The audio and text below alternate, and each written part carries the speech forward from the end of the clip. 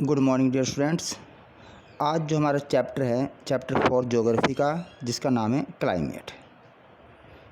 तो क्लाइमेट को हिंदी में कहते हैं जलवायु। और जो हम पढ़ेंगे क्लाइमेट वो इंडिया के रेफरेंस में, इंडिया का क्लाइमेट के बारे में हम स्टडी करेंगे। तो सबसे पहले हम बेसिक डिफरेंस करेंगे, जानना चाहेंगे क्लाइमेट और वेदर में क्या डिफरेंस होता है। क्लाइमेट होता है एक लंबे समय तक, मान लो 30 साल 40 साल तक एक एरिया के जो हम वेदर देखेंगे पैटर्न मौसम का, कि जैसे 30 साल तक से 40 साल से यदि एक एरिया में मई हम देख रहे हैं, मई जून के महीने में लगातार गर्मी पड़ती है, एवरेज टेम्परेचर हाई रहता है, बहुत ज़्यादा लू चलती है नॉर्थ इंडिया में, तो हम कहेंगे India's climate during the month of May and June is hot. तो एक लंबे समय तक का वेदर जो है उसके बेस पर जो क्लाइमेट रहता है वो इंडिया का मई का महीना हॉट रहता है, गर्म रहता है। तो वेदर क्या होता है? It refers to the sum total of weather conditions over a large area for a long period of time. दूसरा वेदर होता है मौसम। तो मौसम डे टू डे चेंजेबल है। वेदर जैसे ये जरूरी नहीं है कि मई के महीने में रोज़ाना ही गर्मी पड़ेगी। कभी हम देखते हैं मई के महीने में किसी दिन बारिश हो रही है, टेम्परेचर कम हो गया, ठंडी हवा चल रही हैं, तो वो वेदर हो गया। Weather is a changeable phenomena. Weather जो है, इसलिए हम देखते हैं वेदर बुलेटिन आता है, वेदर फोरकास्ट आती है, क्योंकि वेदर के बारे में हम अनसर्टेन है। वेदर के बारे में नो वन कैन प्रेडिक्ट। तो वेदर क्या होता है? वेदर का हम डिफाइन कैसे करेंगे? वेदर जो है it refers to the state of the atmosphere over an area at any point of time, कि दिए हुए समय के समय, जैसे आज का वेदर, कल का मौसम कैसा था, आज का मौसम कैसा है। कल हो सकता है गर्मी पड़ रही हो, आज हो सकता है बारिश होने जिससे टेम्परेचर डाउन हो गया हो। परसों मान लो ओले पड़ते हैं तो टेम्परेचर और ज़्यादा डाउन हो गया, डिप हो गया, ठंडी हवा चलने लगी। तो वेदर जो है उसके बारे में जो भविष्यवाणी नहीं की जा सकती, इसलिए वेदर फोरकास्ट आता है, वेदर बुलेटिन आता है टेलीविज़न में। अब जहाँ तक इंडिया के क्लाइमेट की बात है, तो इंडिया का जो क्लाइमेट है वो मानसून टाइप है। India is deeply influenced by the monsoon winds. और मानसून विंड्स क्या है? मानसून जो मौसम वर्ड है जिसे मानसून बना है, और ये क्या है? जो है seasonal reversal of the wind, season के हिसाब से विंड का रिवर्स होना, वही मानसून कहलाता है। अब बच्चों, अगला हमारा पॉइंट जो हम पढ़ेंगे, regional variation in the climatic condition of India, कि अलग अलग रीजन में अलग अलग क्लाइमेटिक कंडीशन क्या क्या है। क्लाइमेट जलवायु जो है अलग अलग रीजन में क्यों जो है किस कारण से डिफरेंस रहती है, कि कितना वेरिएशन है, कितना डिफरेंस है। जैसे सबसे पहले हम देखते हैं टेम्परेचर के मामले में, तो दो मामले में हम देखेंगे डिफरेंस, एक तो टेम्परेचर, दूसरा प्रेसिपिटेशन। टेम्परेचर के मामले में देखते हैं हम, तो हम देखते हैं कि राजस्थान के जैसलमेर बाड़मेर जो है वहाँ पर गर्मियों में मई के महीने में टेम्परेचर 50 डिग्री सेल्सियस पहुँच जाता है, बहुत गर्मी पड़ती है, लू चलती है। वहीं जम्मू कश्मीर में पहलगाम जो डिस्ट्रिक्ट है वहाँ पर उस समय 20 डिग्री सेल्सियस रहता है। तो कितना वेरिएशन है, कितना डिफरेंस है। एक ही कंट्री के अंदर, एक इंडिया के अंदर, एक स्टेट के एक पार्ट में तो 50 डिग्री सेल्सियस है, जो है राजस्थान के जैसलमेर बाड़मेर में, दूसरी तरफ जम्मू कश्मीर जो नॉर्थ में है वहाँ पर जो है 20 डिग्री सेल्सियस टेम्परेचर है। इसी प्रकार से सर्दियों में जम्मू कश्मीर में द्रास में टेम्परेचर -45 डिग्री सेल्सियस, और दूसरी तरफ सर्दियों में वही इंडिया में केरल में तिरुवनंतपुरम में टेम्परेचर है हार्डली 22 डिग्री सेल्सियस। तो ये वेरिएशन टेम्परेचर का है। दूसरा प्रेसिपिटेशन का वेरिएशन कैसे है, कि देश के सर्दी जब हम बात करते हैं, जो हिमालय के अपर पार्ट में हिमाचल एरिया में प्रेसिपिटेशन स्नोफॉल के रूप में होता है, बर्फबारी होती है, स्नोफॉल होता है। वहीं देश के बाकी हिस्सों में रेनफॉल होती है। तो ये वेरिएशन हो गया प्रेसिपिटेशन का। एक तरफ जो है बर्फबारी कर रही है, एक तरफ जो है स्नोफॉल हो रहा है, दूसरी तरफ रेनफॉल हो रही है। ऐसी जो है रेनफॉल है वो भी डिफरेंस है अलग इंडिया के अलग पार्ट्स में। मेघालय में तो है जो है एवरेज रेनफॉल जो है फॉर ईयरली, ये एक साल में एवरेज रेनफॉल है 400 सेंटीमीटर। वहीं दूसरी तरफ जैसलमेर बाड़मेर, राजस्थान की जो ड्राई डिस्ट्रिक्ट है वो जो है वेस्टर्न राजस्थान में जैसलमेर बाड़मेर, वहाँ पर मुश्किल से जो है 10 सेंटीमीटर जो है लद्दाख, और जो है लद्दाख जो है लद्दाख, और दूसरा वेस्टर्न राजस्थान, वहाँ पर 10 सेंटीमीटर हार्डली रेनफॉल होती है। तो कितना डिफरेंस है, एक तरफ 400 सेंटीमीटर, एक तरफ 10 सेंटीमीटर। अब अगला है जो है अगला हमारा जो है टॉपिक जो हम अगला पढ़ेंगे वो है क्लाइमेटिक कंट्रोल्स। यानी क्लाइमेट को कंट्रोल करने वाले कौन कौन से फैक्टर हैं, तो कुल 6 मेजर कंट्रोल है, बड़े कंट्रोल जो है वो क्लाइमेट को किसी प्लेस की जो है डिक्टेट करते हैं, अफेक्ट करते हैं। तो वह है latitude, altitude, pressure and wind system, distance from the sea और ocean currents and relief features. अब एक एक को डिस्कस करते हैं।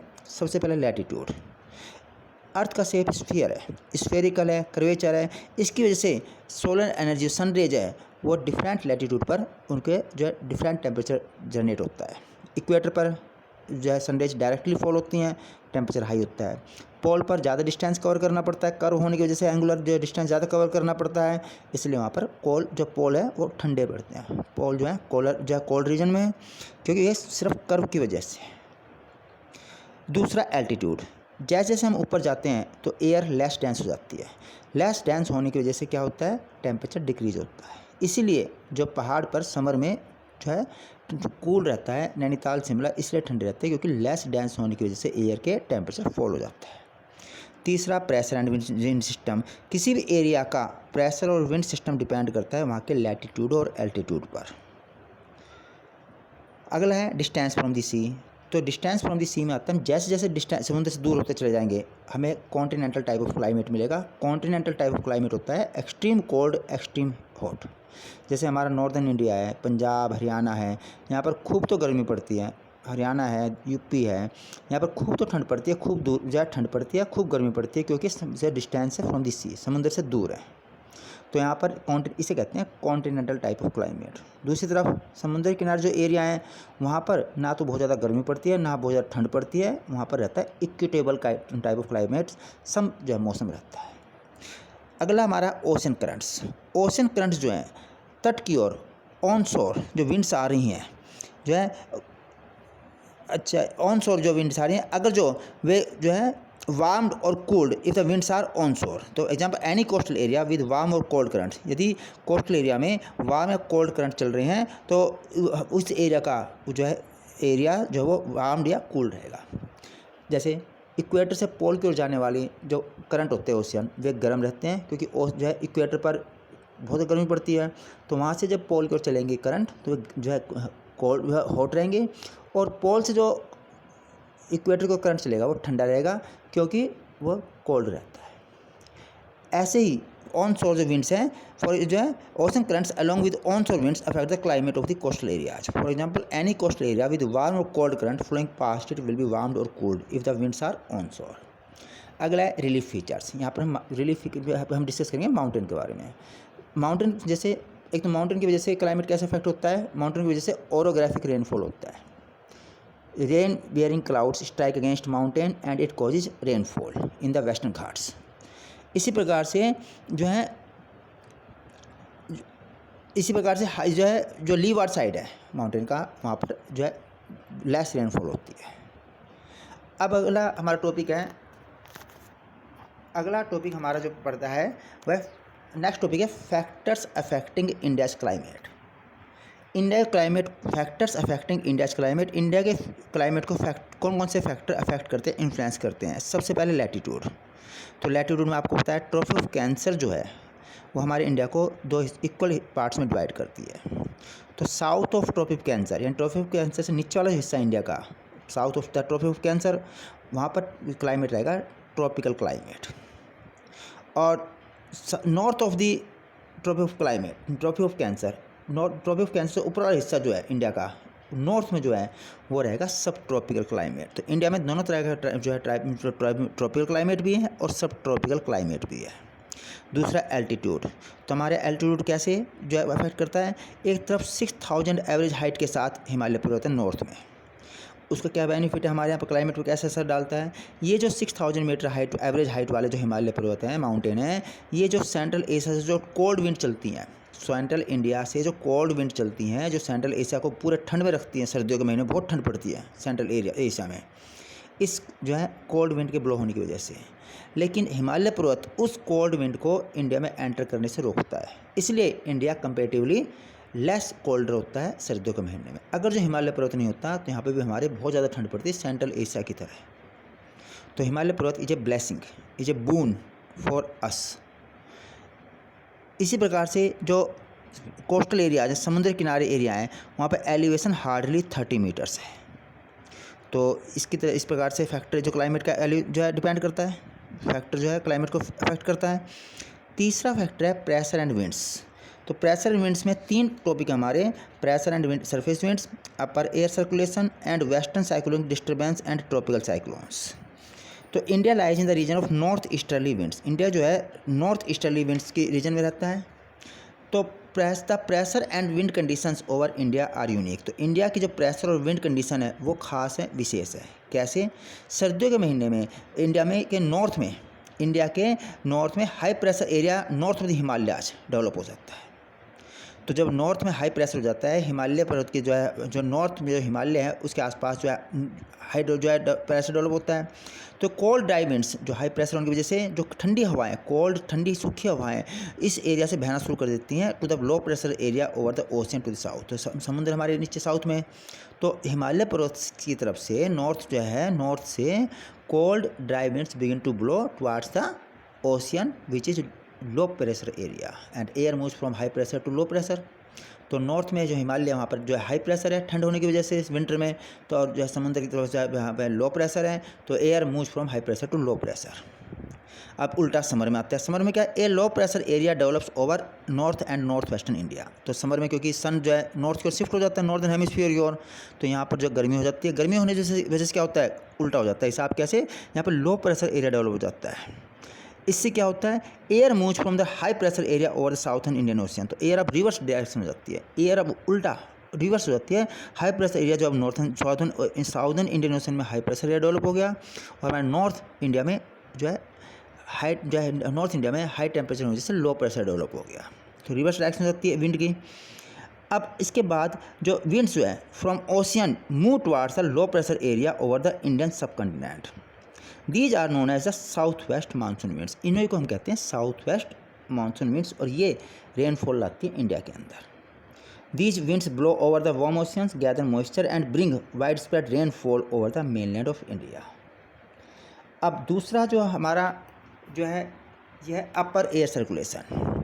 तो द अपर एयर सर्कुलेशन जो है is dominated by A westerly flow.